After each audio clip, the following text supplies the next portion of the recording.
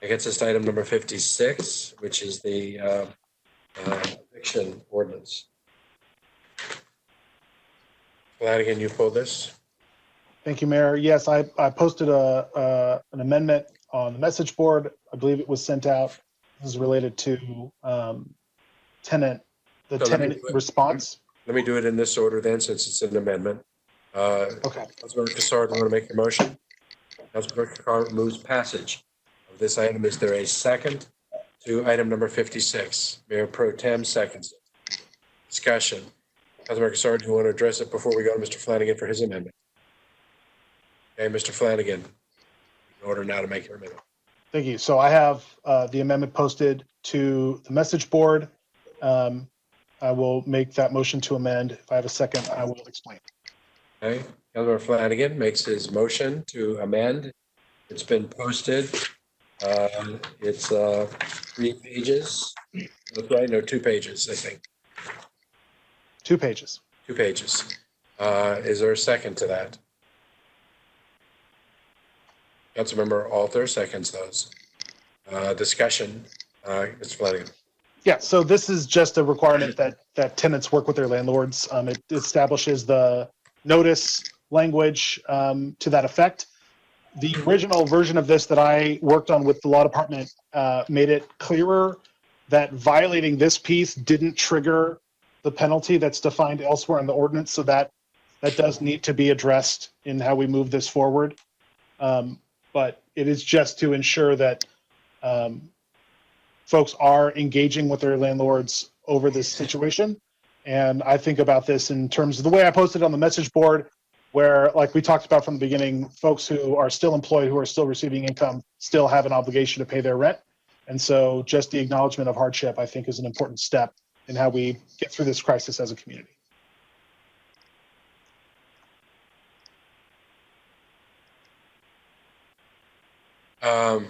Further discussion on the amendment, the Flanagan amendment. What did you mean by you wanted to do this but not to invoke the penalty?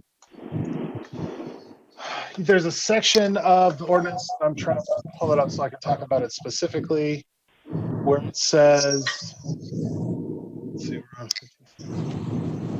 where it says a violation charges a fee. That's where I'm losing, is because the draft ordinance just seems to amend. It doesn't have the full text of the ordinance. That's where I'm losing track of where it's at. But there's a penalty to a landlord that violates the ordinance. And there's a dollar amount assigned to that. And in no way is a tenant that refuses to engage with their landlord going to be subject to that penalty, just to be clear.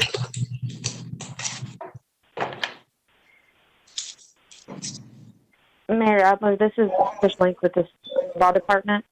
I can recommend an amendment that would change part 5 of the ordinance. I can't hear you because of the feedback. I don't know if you have 2 things open, maybe. It's Trish Link from the law department, and she's suggesting that the change would be in part 5 of the ordinance. That's the language that Councilmember Flanagan is looking for, I believe. Am I clear now? You're clear now, yes, thank you. Okay. In part 5 of the ordinance that we're amending, it says a person commits an offense. We can Councilmember Flanagan can make a motion to say a landlord, which then would take the tenant out of the offense and penalty section. So I would consider that as part of my amendment.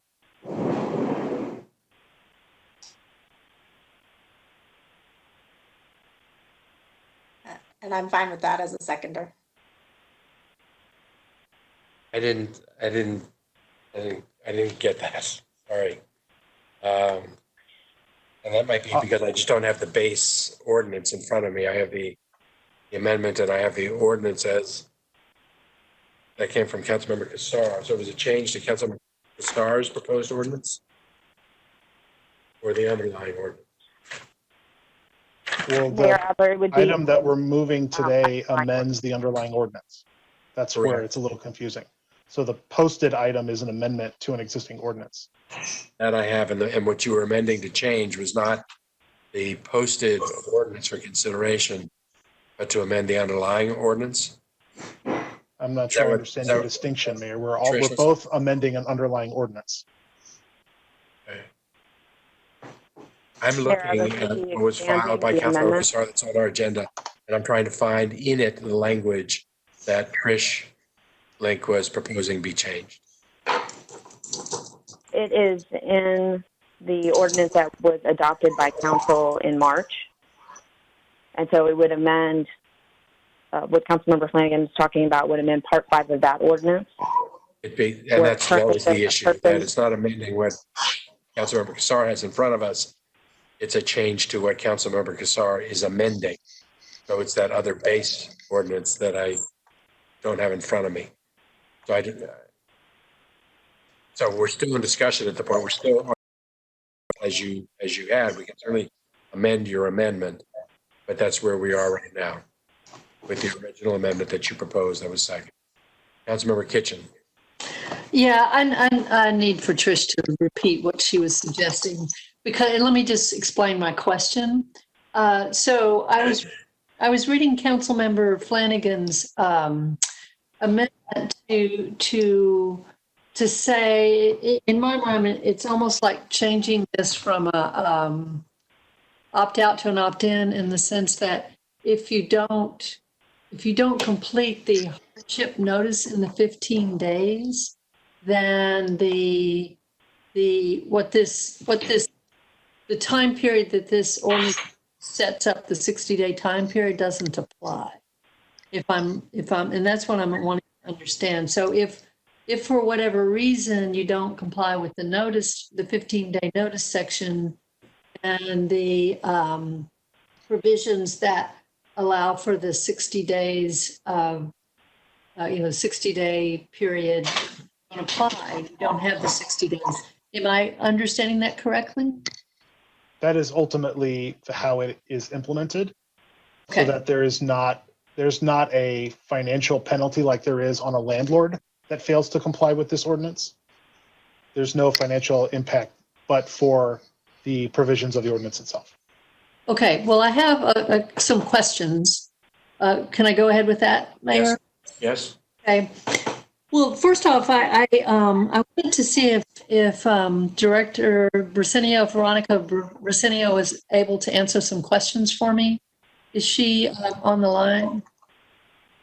Councilmember, I am on the line.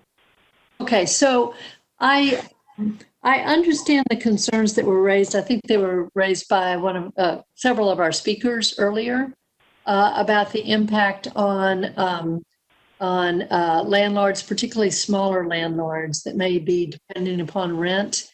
And so the concern that they were raising about the impact on them about the additional time period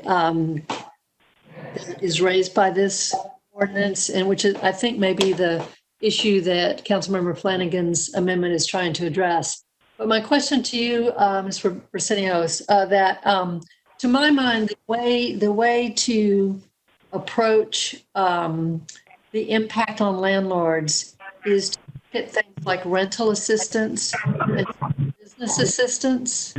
So I wanted to ask if you could outline for us what we're doing so far with regard to, so if I'm a smaller landlord and I've got a property or two, and I've got someone that is not responding to me for whatever reason, I don't know why, but they're not responding to me. So therefore I'm not getting rent, and I'm concerned about that. What is the city doing to help me from my position? What can I do as a small business person? As a small business, and if you are a landlord that is of a small property or a small, the resources that are available to small businesses are also available to the landlord. So this includes the SBA loans, the IDC loans, and that includes the bridge program that we're administering as well. In addition, we would keep that in consideration as we're responding back to council on item number 23, which you just approved today. with additional resources for businesses. Okay, so to my mind, that is the way to address the concerns that are being raised by our small landlords or by our landlords in general. What's paramount to me is that no one end up without a place to live. And so while I appreciate the concerns that have been raised, and I appreciate Councilmember Flanagan's attempt to address those concerns, I feel like introducing a notice requirement and a notice requirement that if not met would, would negate the 60 days that we've built into this approach. I don't think that's the way to address the problems, and I think it introduces some uncertainty. It also introduces the necessity to decide, did someone actually do their notice in 15 days? Did they meet the requirements that are written into here about what the notice is? I think it just introduces a level of adjudication or decision-making or decision about whether this has been met that I think is not going to be helpful in the long run. And I think that everyone is experiencing difficulties as part of this crisis. And just as we're trying to help renters, rental assistance, I think we're also trying to help our landlords with small business assistance. And so I'm not going to be able to support the amendment. Okay. Further discussion on the Flanagan amendment? Did you say me? Yes. Okay, sorry. I guess I don't have a feel for where everybody else is on. So I have a comment if it passes. So I guess I'll wait if it passes. Well, no. Is there anything in the amendment that requires? I don't support this amendment, but if it passes, is there anything that requires the landlord to prove that they in fact gave the notice? Like, will they be required to file like an affidavit? Does anything in the ordinance change show that they'll be required to file an affidavit, like under penalty of perjury, that they in fact gave the tenant notice? And I'll just say if it doesn't, it needs to be in there. But I would prefer that the amendment doesn't pass. I have same thoughts that Councilmember Kitchen had, essentially, in that I understand concerns from the apartment association and landlords, but adding an additional step for folks already facing a hardship. They're already in a hardship and they have to file something saying that they're in a hardship. I'll point out that the federal loan, I just went to go pay my student loan a couple days ago, and they automatically put you on a forbearance. You do not have to do anything. If you can pay, you pay, but you do not have to do anything, and you don't have to pay, and you don't get any penalty. And so I understand it's a different scenario. You have the federal government backing a loan there, and this is a landlord situation. But I think this needs to be any kind of program like this needs to be in the spirit of that. We're not asking something additional for someone to be able to not have to be or not be in a situation where they might get evicted from it. Tova.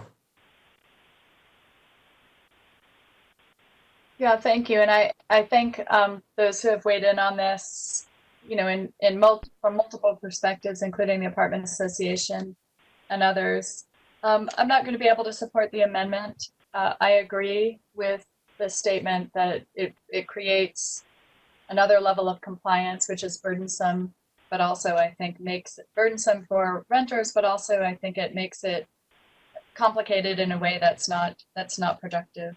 And I appreciate very much, Veronica, your Director Briseño,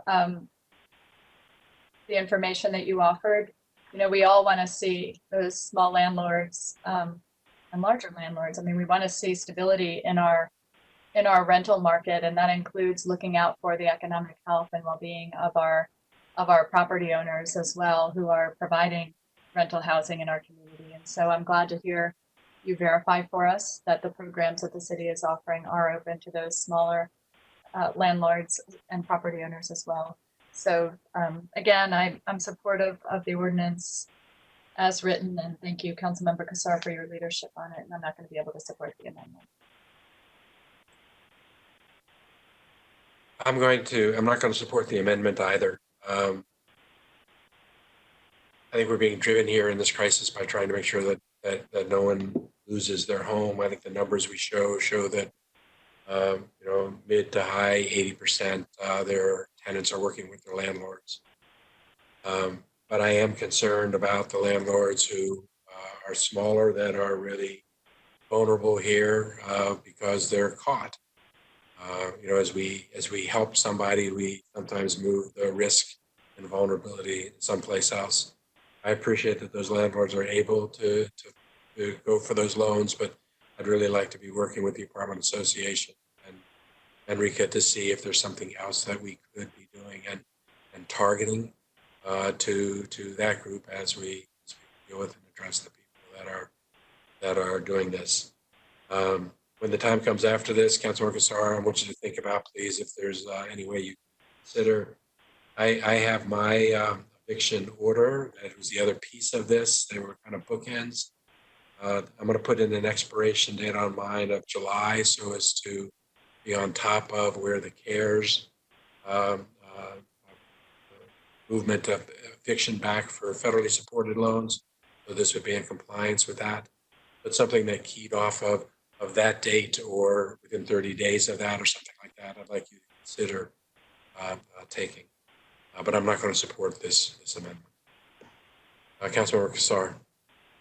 Yes, I appreciate that, and I appreciate the spirit in which we're trying to make sure that it's folks that do face a hardship that are protected by this. So this ordinance only protects those that are facing a hardship. And then the question is it more on the landlord to try to figure out the hardship, or is it more on the tenant? And I think just in this case, I fall on the side of trying to put less of the onus on the tenant, given where we are. So that's why I won't support the amendment. And Mayor, when we get to the pass this amendment, I'm open to talking about how it is we have this. This ordinance is just for when we're in the COVID times, and my goal is to just make sure that this continues to cover people. And so I tied it to the local disaster, but if we tie it through the CARES Act portion and then just have to come back and extend it if we have to, I don't see any harm in that. So, but we can talk about that when we get there. Thank you. I think that'll help us drive us all back to the table. Councilmember Flanagan. Thank you, Councilmember Kassar, for understanding the intent of the amendment. This really is about making sure that folks with an ability to pay their rent still have a requirement to pay their rent. And as we heard in our budget hearings, my recollection is it was like 15 or 16% of people had lost their jobs. It wasn't like half the community. And in communities and districts like mine, where there's a high percentage of tech workers, there's still a lot of people getting their income. And there's been some confusion about what this ordinance means for those folks. And we're trying to make it clear so everyone understands their individual obligations during this crisis. If Mayor, I'd be willing to pull this down. I know the amendment lives to the body, but I don't see any reason to urge this forward anymore because I think we've made it clear to the public that this is not a general, no one has to pay their rent, that it is really about trying to help those who are experiencing hardship. Any objection to this amendment being pulled down? It is something that can happen only without objection. Hearing none, that amendment's pulled down. That gets us back to the main motion. Councilor Kitchen. I just want to echo what my colleagues are saying. Councilmember Flanagan, Councilmember Kassar, yes, I think we're trying to make it clear to the community that the purpose of this is for those that are impacted.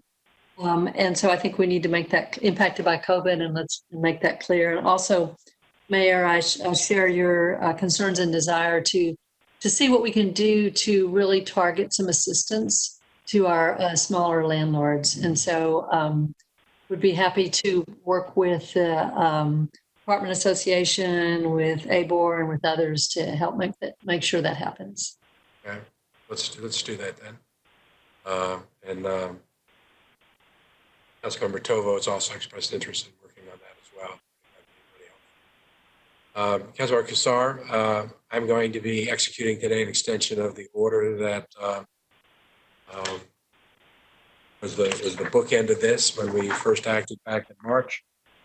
The order that prohibited the issuance of a notice to vacate, also the removal of property, the exclusion of a tenant, except with those same exceptions that the Supreme Court had for posing an imminent threat of physical harm, the property owner's employees, or criminal activity, and also prohibiting the seizure of tenants' non-exempt property. When the CARES Act operated, one of the good things they did was something very similar to that, but the CARES Act only pertained to certain federally backed mortgage properties that were financed with certainly federally backed things. That period runs through July 25th. I'm going to make my order taking us through July 25th.